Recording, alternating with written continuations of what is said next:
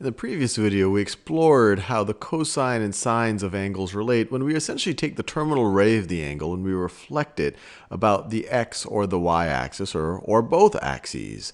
What I want to do in this video is think a little bit about the tangent of these different angles. So just as a little bit of a reminder, we know that the tangent of theta is equal to the sine of an angle over the cosine of an angle. And by the unit circle definition, it's essentially saying what is the slope of the terminal ray right over here. If we remind ourselves slope is rise over run. It is our change in the vertical axis over our change in the horizontal axis.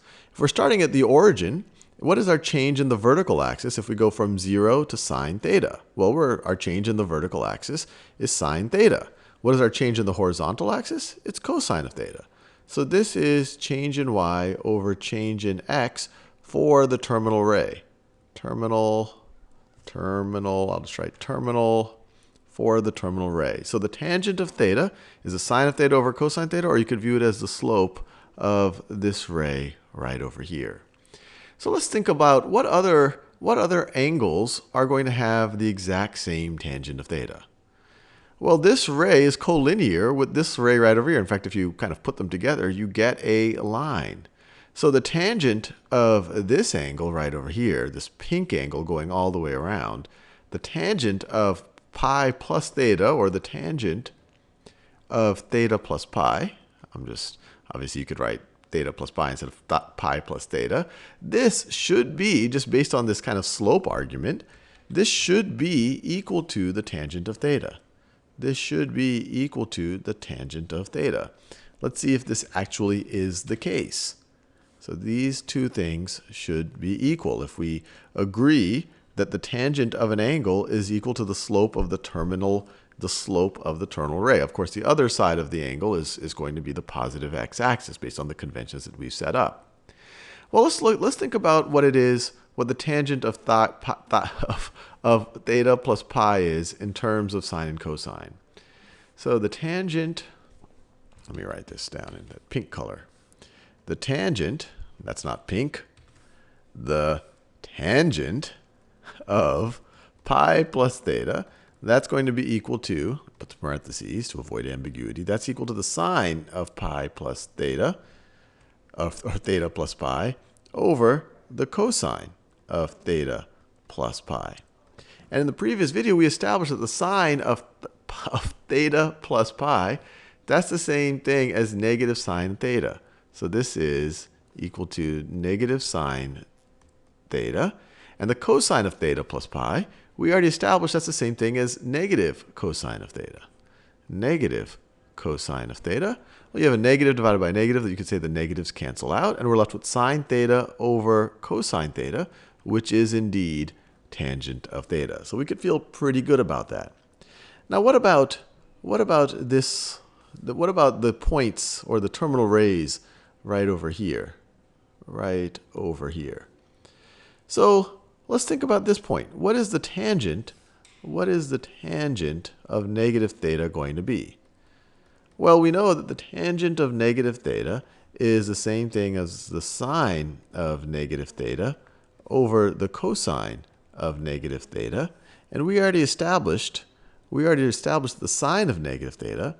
That's negative sine theta. That's negative sine theta. We see that right here. Sine of negative theta, that's the negative, that's the opposite of the sine of theta. So we have that there. But the cosine of negative theta is the same thing as the cosine of theta. So these things are the same. So we're left with negative sine theta over cosine of theta, which is the same thing, which is equal to negative tangent theta.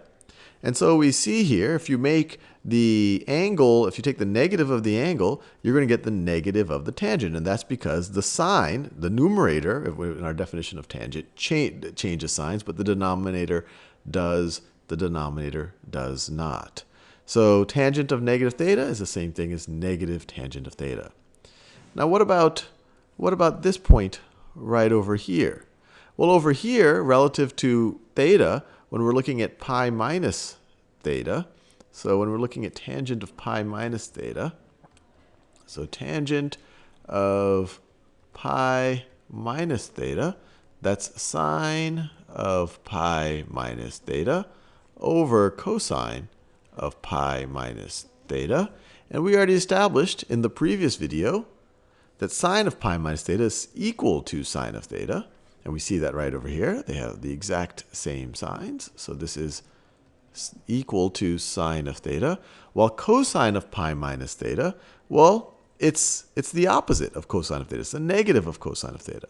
So this is negative cosine theta. And so this, once again, is going to be equal to the negative sine over cosine, or the negative tangent of theta, which makes sense. This ray should have the same slope as this ray right over here.